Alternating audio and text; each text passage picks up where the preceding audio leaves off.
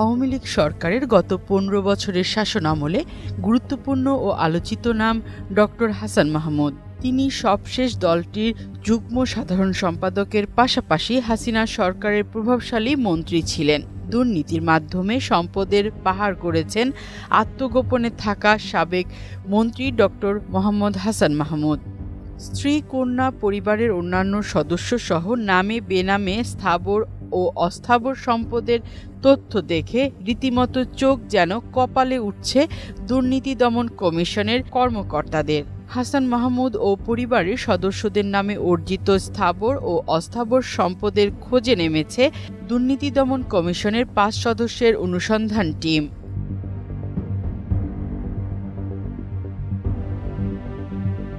বাসসের হাতে আসা ব্যাংক হিসেবের তথ্যে দেখা গেছে হাসান মাহমুদ, তার স্ত্রী নুরান ফাতেমা, মেয়ে নাফিসা জুমাইনা মাহমুদ ও তাদের নামীয় ব্যবসা প্রতিষ্ঠানগুলোর নামে ৭০টি ব্যাংক হিসেব পাওয়া গেছে। সেই অ্যাকাউন্টগুলো থেকে প্রায় ৭৫০ কোটি টাকার সন্দেহজনক লেনদেন হয়েছে। এই ব্যাংক হিসেবগুলোর বর্তমান স্থিতি আছে ২৩,৬০,৭৪,২০২ টাকা। দেশের মেঘনা bank, global Islami bank, AB bank, union bank, first security Islami bank, mutual trust bank, Rupali bank, Pubali bank সহ আরও কয়েকটি ব্যাংকে এই লেনদেন হয়েছে। যেসব ব্যাংকের হিসেবগুলো পাওয়া গেছে সেগুলোর মধ্যে গ্লোবাল ইসলামী ব্যাংকে ১৬টি, মেঘনা ব্যাংকে ১৭টি, এবি ব্যাংকে ৯টি, মিউচুয়াল ট্রাস্ট ব্যাংকে ২টি, ফার্স্ট সিকিউরিটি ইসলামী ব্যাংকে ১৮টি, জনতা ব্যাংকে ১টি, ইউনিয়ন ব্যাংকে ৪টি এবং পূবালী ব্যাংকে ১টি অ্যাকাউন্ট। অথচ হাসান মাহমুদ ও স্ত্রী নুরান ফাতেমার আয়কর ফাইলের সঙ্গে এইসব আয় সংগতিপূর্ণ নয়। হিসেব কষে দেখা গেছে আয়কর ফাইলের তথ্যের চেয়ে বর্তমানে খুঁজে পাওয়া সম্পদ অর্জনের হার প্রায় ৪,৫০০ গুণ বেশি।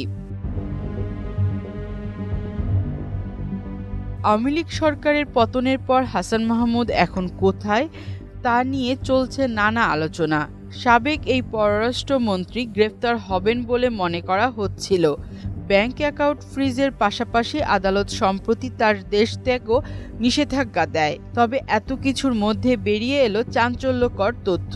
বাংলাদেশের একটি বেসরকারি টেলিভিশনের প্রতিবেদনে উঠে এসেছে হাসান মাহমুদ সপরিবারে বেলজিয়ামে পালিয়ে গেছেন। বেলজিয়াম থেকে তিনি মোবাইল ফোনে কথাবার্তা বলছেন ঢাকা ও চট্টগ্রামের ঘনিষ্ঠজনদের সাথে।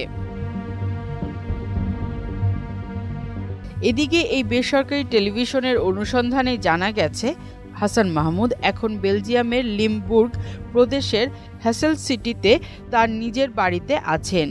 সঙ্গে আছেন একমাত্র ছেলে আর স্ত্রী নুরান ফাতেমা। টেলিভিশন প্রতিবেদন বলছে হাসান মাহমুদ ঢাকা থেকে সরাসরি বেলজিয়ামে যাননি। আমিরাতের একটি ফ্লাইটে তিনি দুবাই হয়ে প্রথমে জার্মানির ডেসেলডর্ফ বিমানবন্দরে যান গত ২৬ আগস্ট বিকেল ৩:৩০টায়। সেখান থেকে সড়ক পথে গাড়ি চালিয়ে তাকে বেলজিয়ামের বাড়িতে পৌঁছে দেন জার্মান শাখা আওয়ামী লীগের সাধারণ সম্পাদক মোবারক আলী ভূঁইয়া বকুল।